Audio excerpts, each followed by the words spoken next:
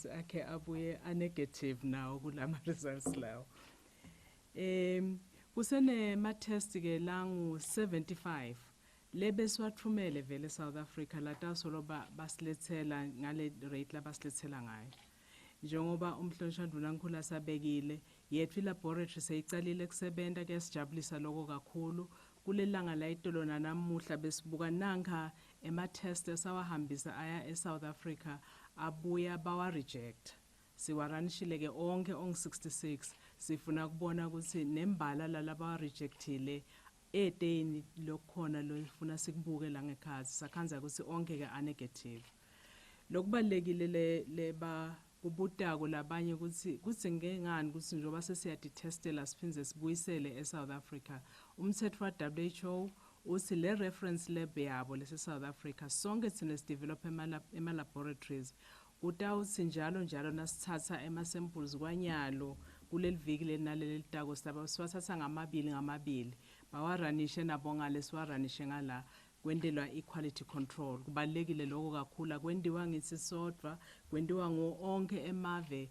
la developer lama laboratories nabo be South Africa nalokho banema laboratories lamanengi nakufika kulolo positive kuphinze kubuye kuleya ka NICD laboratory kube ngiyo lo confirma ko indlela yokusebenza leyo ukuze sive singamangali ukuthi sekwende njani sibhekileke ukuthi emva kwalamaviki leli naleli litako kulela viki ilaboratory yethu itawukhona ku scale up isuke la ku 60 to 100 tests ngelanga ize iyofika lokhu 550 tests ngelanga siya train abantu na WHO uyasisita kuloko kunale tincabekelwana lesatenda ukuze sifike kuleso scale up sive sasibeketelela kodwa vele sesitawukhona ukuthi siteste ema results ashesha buye ku 2 days lokutawushintsha ke kulendlela lesimikisa ngayo South Africa ukuthi WHO soyatithathela lama samples lakithi atihambisele kuya kule laboratory yakhe ateste abuyise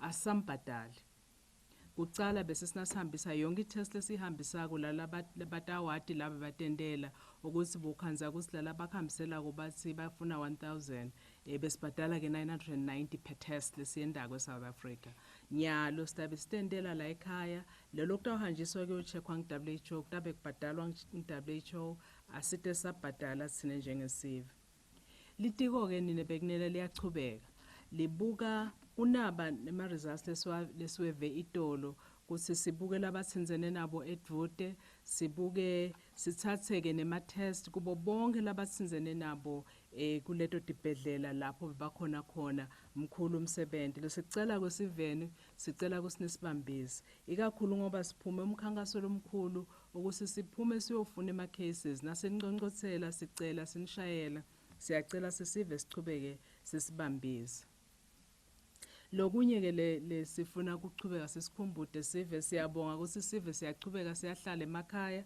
kuyabonakala la emgwaqweni ukuthi abantu bayangekuncipha siyasicela sive ukuthi asihlale emakhaya singalihambisi igciwane nebekunene asiligcine lapho likhona khona sitokhona nokuthi loyo lonalo sisheshe simthole sisheshe sisite nalabo labasedude naye siyacela sive sichubeke nogeza tandla njalo kanengi ngemanti lahlobile nensipho sitivale lana sikhwehlela sikhweshe njengoba nibona ngendlela lesihlethi ngayo nasemakhaya nizame lokuthi nikhweshelane ukuze legciwane singalihambisi lona emkhuhlane nebekunena kagcoke imask nakaphumela ngaphandle aya etitolo ayothenga kulungile ukuthi ugcoke imask utosita uvikele lalabanye lotababona lapha etindleleni ukuthi bangawutholi leyo mkhuhlane wakho noma ngabe uyadisola nje ukuthi unawo umkhuhlane ugcoka leyo mask itolo sikhulumile ukuthi ema mask lamaningi asayendiwa ekhaya lawo ma mask afuna ukuthi awasheke kahle kungabolekwana la ekhaya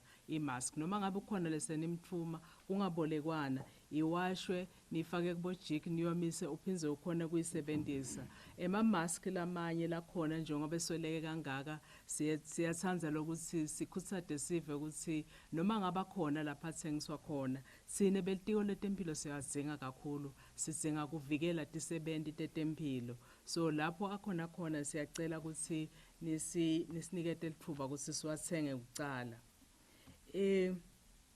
kwekugcina kugcizelela njalo kubantu ukuthi asihlale emakhaya nebekunene ukuze sivikele sive sitivikele nathi sonke. Siyabonga.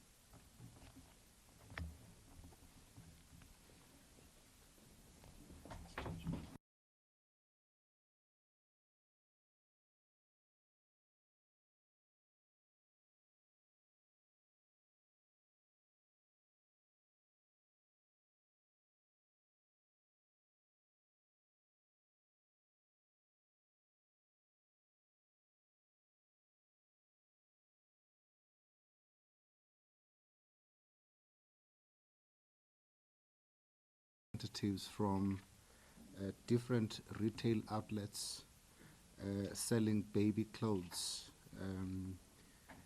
to come up with a workable plan that will allow for mothers of newly born babies to be able to buy those clothes, because since we announced the partial lockdown, access to these shops has been limited. This was done in response by members of the public to add baby shops to the list of essential businesses. We have made a decision that effective this Saturday, the 11th of April 2020, some of these retail outlets will be opened for specific hours to allow expectant mothers and mothers of newly born babies to be able to buy the relevant baby material that they need. The operating hours will be 10 a.m. to 3 p.m. on Saturdays, Mondays, and Wednesdays. And the retail outlets that we have engaged with and have come up with a plan to work with our Ackermans, Jet stores, Pep stores, and Woolworths. These outlets have agreed to demarcate their shops, and so that the services that they offer are only limited to baby clothes and baby accessories. And they've also agreed to adhere to the WHO standards as well as the standards that our Ministry of Health has prescribed. Inspections from the Ministry of Commerce, the Ministry of Health, and our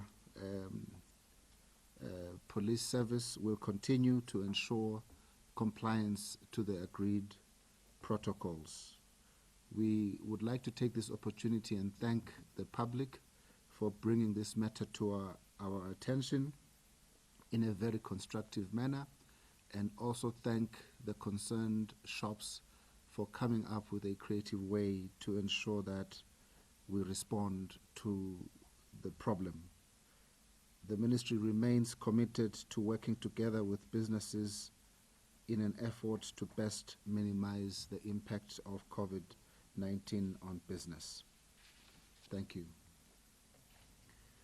Bekunene sicela kwethula kwekuthi litiko la commerce selihlangane netitolo letitsengisa timpahla tebantfwana naloko lokugcinwa bantfwana labasanza kutalwa kuze kwekuthi sithole indlela yekwekuthi bomake bebantfwana labo labatetfele lasebatawubeleka nalabo labasanza kubelekisa bantfwana noma ke kubeleka bantfwana bayakhona kuya kuleto titolo bathenge loko labakudzingako. Lokhu ke sikwente ngoba sive sitsinzile sasicela kwekuthi sithole indlela kwekuthi sitivule letitolo sivule nje kuphela lokuthi bakhona kutsengisa letintfo tebantfwana. Sivumelene ke netitolo letimbalwa ukuthi kusukela ngemgcibelo mhla ka 11 ku April titawuvulwa, tivulwe ngensimbi ye10 ekseni, tivalwe ngensimbi yesithathu yentsambama. Futhi ke la ngekhathi kulesitolo batawukwenta indlela yokuthi basonzete lokhu lokugcinwa ngilabo make bebantfwana labatawutalwa noma labasanza kutalwa. Futhi ke letitolo leti lesikhulume nato i-Ackermans, i-Jet, i-Pep Stores kanye ne-Woolworths. Sitawuchubeka ke silitiko laka-commerce sibambisane nelitiko laka-health kanye nembutho wembube sibuke lokuthi kwenteka njengoba sivumelene yini kuze kuthi kulandzeleleke yonke lemithetho yaka-WHO nale mithetho litiko laka-health lelisinikete yona.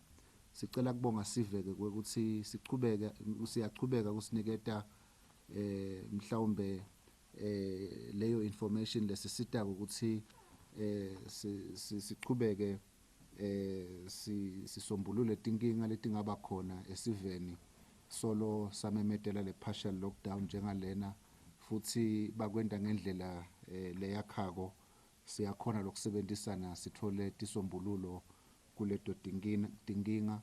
Litiko ke liyachubeka kusebenzisana nabosomabhizinisi kubona kwekuthi lesimo se-COVID-19 sisibamba kanjani. Siyabonga benginene.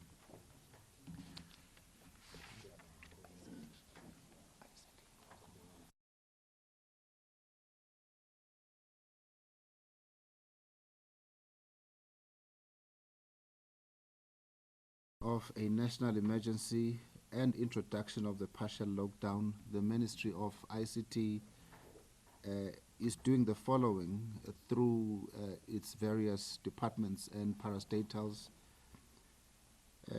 Firstly, the Eswatini Broadcasting and Information Service has started airing educational programs in concert with the Ministry of Education to assist learners in grade 7, Form 3, as well as Form 5. This exercise is currently being broadcast in the Eswatini channel, but for English and French, it is being broadcast in the English channel. For more information, please listen to radio announcements regarding the time slots for this exercise. We are aware that we do have reception problems in certain parts of the country, and we are working endlessly to ensure that the station is reachable to as many parts of the country as is practically possible. Eswatini Television Authority also keeps the nation updated on COVID-19 and is collaborating with the Ministry of Health and WHO and other stakeholders to continue producing programs and infomercials about the coronavirus. Eswatini TV has for the first time introduced a program titled Home Study in collaboration again with the Ministry of Education for students in grade 7, Form 3 and Form 5. And again, this initiative is geared towards helping students continue with their studies in the comfort of their homes through lessons provided on television and also accessible on mobile devices by teachers of the Kingdom of Eswatini. The program is broadcast Monday to Friday from 2 p.m. to 5 p.m., presented live in studio, and also live streamed via various platforms with the use of sign language for the speech impaired learners. We want to take this opportunity to also announce that this Friday, the home study program will not take place due to the Good Friday holiday. However, it will resume on Monday. We do want to thank a number of partners, including MTN Eswatini and a company called Wonderport for making the online material available. Emaswati are also known as a God-fearing nation, as His Excellency the Prime Minister has alluded to. Eswatini TV and EBIS will be collaborating with the Ministry of Home Affairs to ensure live broadcast of Easter services tomorrow on Easter Friday. And we are also recording showing pre-recorded sermons on Sundays between 7:30 a.m. and 10 a.m. so that as we sit in the comfort of our homes and observe the stay home directive, we can be attending church services.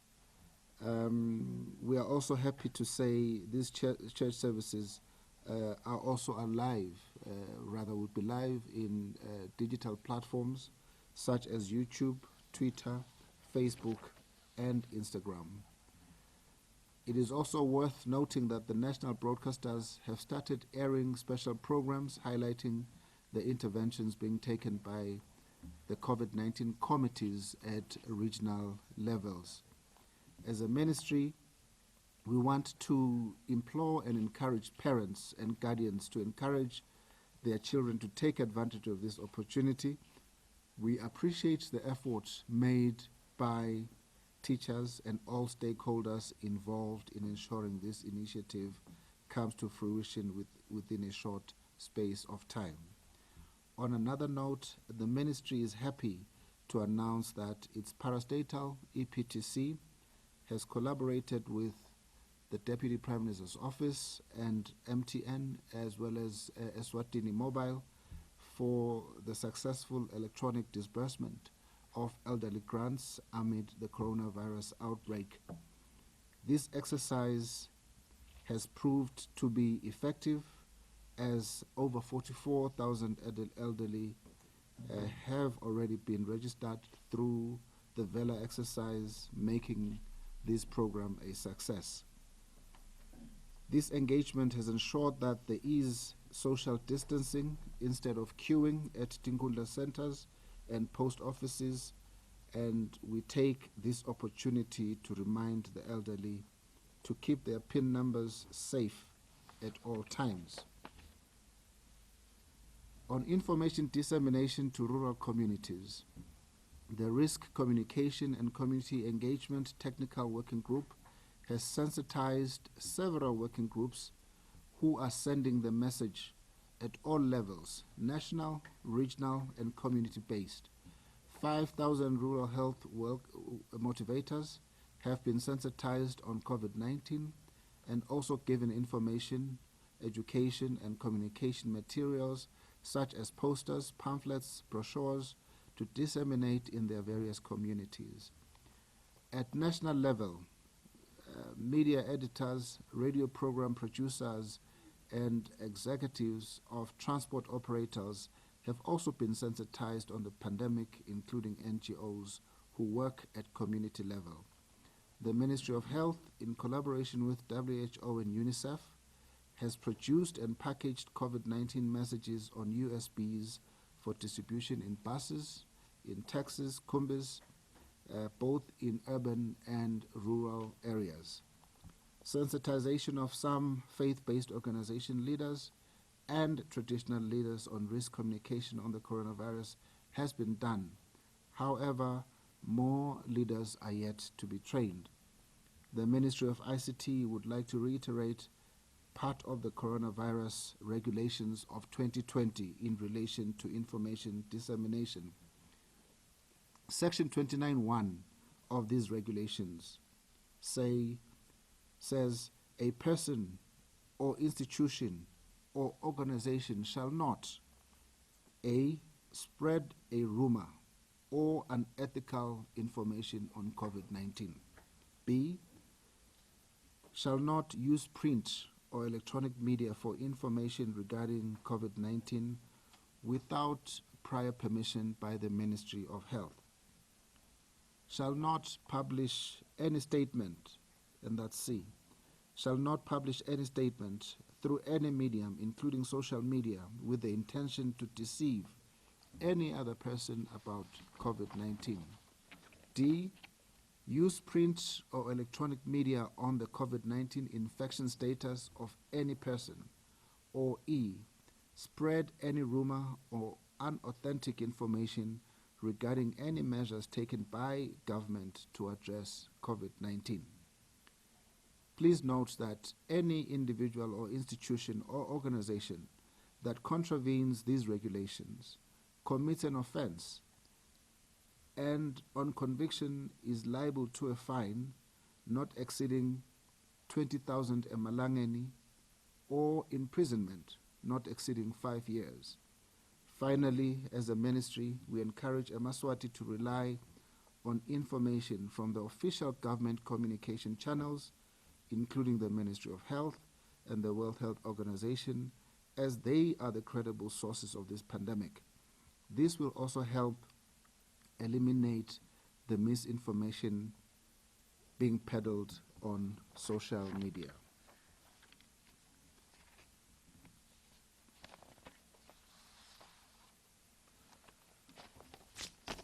Egameni lelitiko lakas ICT sicela kwethula kwekuthi lelitiko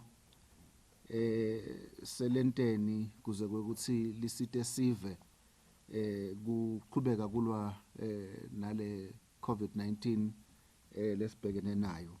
Umsakato wethu wakangwane EBIS sowuqalile unelihlelo lokufundisa abantwana baka standard 5, form 3 na form 5 tifundvo letehlukahlukene elikhaleni lesiswati, kepha ke tifundvo tesingisi nesifrench tona ungatitfola ekhaleni lesilungu. Chubeka ke ulalele umsakato wakho kuva letikhatsi kwekuthi letifundvo tingabani isikhatsi. Umsakato wetfu wetitfombe Eswatini TV seyinelihlelo lolusha lelithi home study, lesithi home study, nakhona sifundzisa tigaba taka standard 5, taka form 3 naka form 5 kuze kwekuthi sisite bantfwana labahlete emakhaya kuze kwekuthi bangashiywa tifundvo. Loluhlelo kwelingena ngensimbi yesibili entsambama luze liyophela ngensimbi yesihlanu. Sithandza ke kubonga kakhulu bonke lesisebenzisane kunye nabo silitiko laka ICT kuze kuthi lokhu kwenteke. Futhi ke lokunye lokuhle kwekuthi sisebenzisene nenhlangano noma ke nenkampani yaka MTN nalenye inkampani nayo lesisitile kwekuthi letifundvo ungatitfola online elicingweni lwakho kusebenzisa tindlela letinengi tekwekuthi bantfwana bakhone kufundza. Siyakhutsata ke batali kwekuthi babakhutsate bantfwana kakhulu kwekuthi bangadlali ngalelithuba ngoba nje ke sikhatsi sichubeka kukahle kwekuthi bangasaleli emuva ngetifundvo tabo. Lokunye ke siyati ukuthi lo mkhuhlane ngeke siunqobe ngaphandle kwemthandazo nangaphandle kwetsemba uNkulunkulu. Emaswati ke asivele simesaba kuNkulunkulu. Umsakato wethu wetitfombe ke so uqalile ngemasonto ufaka tinkonzo kuze kwekuthi noma ngabe usekhaya ukhone kubukela leto tinkonzo. Futhi ke litiko laka Home Affairs litaw announcer kwekuthi sitawuqhubeka sitikhombise netinkonzo tagodi. Sineke siyacela kwekuthi njengoba sesishito emaswati aqhubeke abukele lo msakato, alalele nemsakato wethu wemoya kuze kwekuthi singasaleli emuva ngeinformation. Kulokunye ke litiko litfokotile kusebenta nelitiko lakamhlonishwa Deputy Prime Minister kuze kuthi inhlangano yaseposini iPTC ibambisane na MTN na Eswatini Mobile kuze kwekuthi sikhone kwekuthi sibhadale timali tema elderly grants bogogo nabomkhulu sisebenzisa i-mobile money noma ke imali uma uka Eswatini Mobile. Loluhla ke siyajabula kubona ukuthi luhamba kahle ngoba labanengi vele bese banabo labo through le program yavela labanengi bese banato letincingo letikhombisa ukuthi bangakhona kubhadaleka nga-mobile money, nalabete sebabhalisiwe luqhubeka kahle loluhla. Siyabonga lokuthi lokhu kuyasisita kuze kwekuthi bantu labadzala bangahlangani kepha imali bayithole ngekwehlukana kwabo nasemakhaya bayithole nje elicingweni lwabo kube lula. Kuyasita kwekuthi simise lesifo ukuthi sithelelane.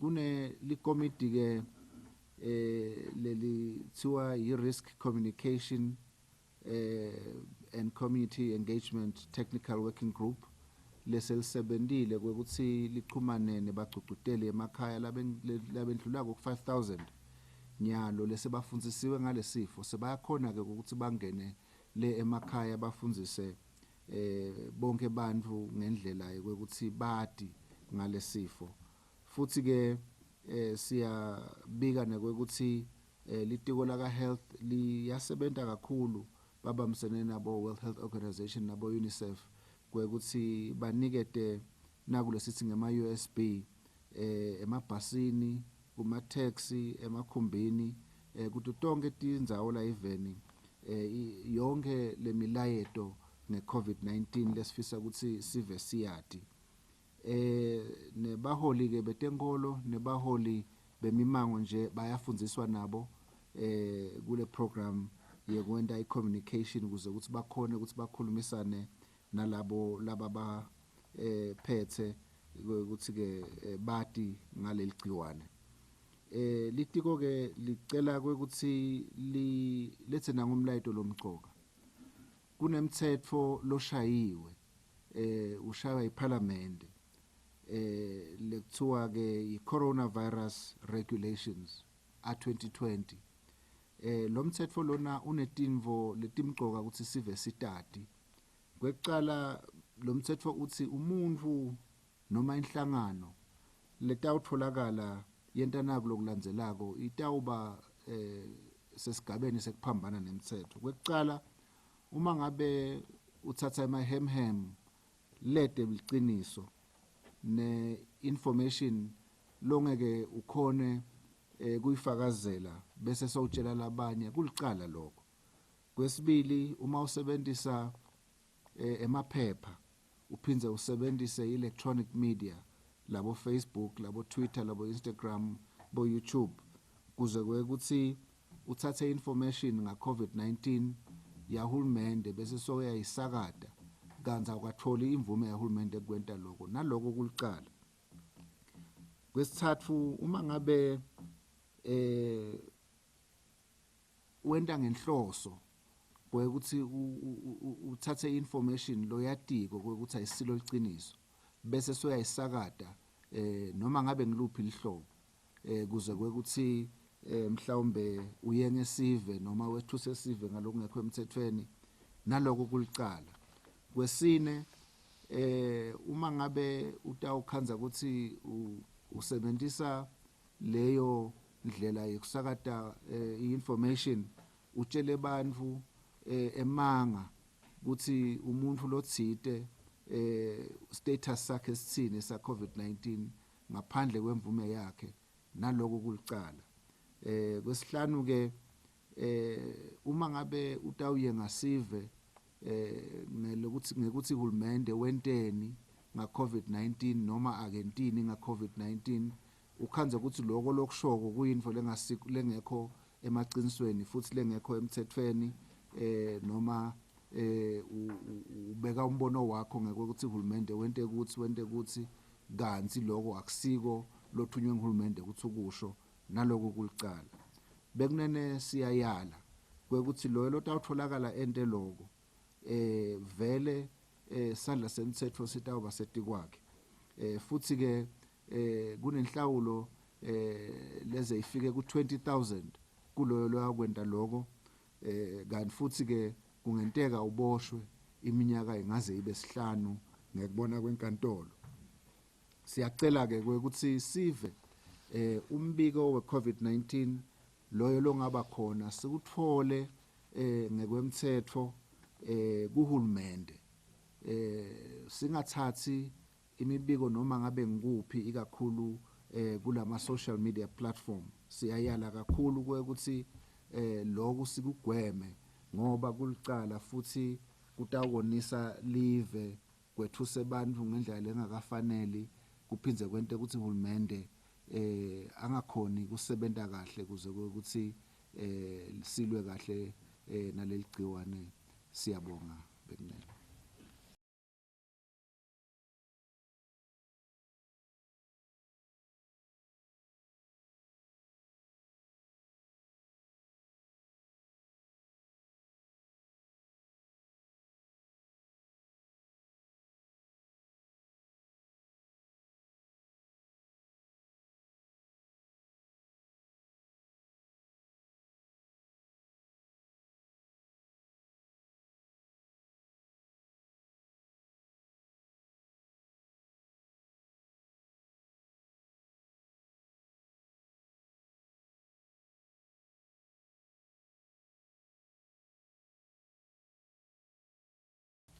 His Majesty King Eswatini III has blessed that Good Friday services be held electronically on Friday, Saturday and Sunday, starting at 10 a.m.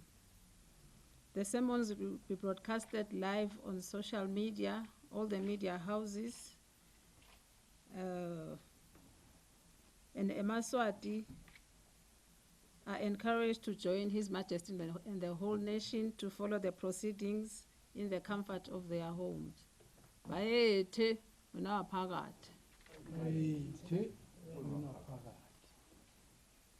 Nine bekunene ingwenyama inkosi Mswati wesithathu seyibusise kwekuthi Good Friday simbambe simbukela kubomabona kude bekunene sicala ngalesihlanu kuya ngemgcibelo kuyofika lisondo sizabe selo sibukela ku TV sibe silalela emsakatweni phindze nalabo labasebenzisa bo social media nalana khona tabe kusebenta nakhona vele batawubuka abantu nalabasedutana labakhashane bekunene vele sive kufanele ukuthi sihlangane sonke sijoyine ingwenyama sihlangane sonke bekunene ukuthi sente kwekuthi sigubhe Good Friday noma sisemakhaya kufanele sichubeke sithandaze bekunene ingwenyama seyisibusisele lokho bayethe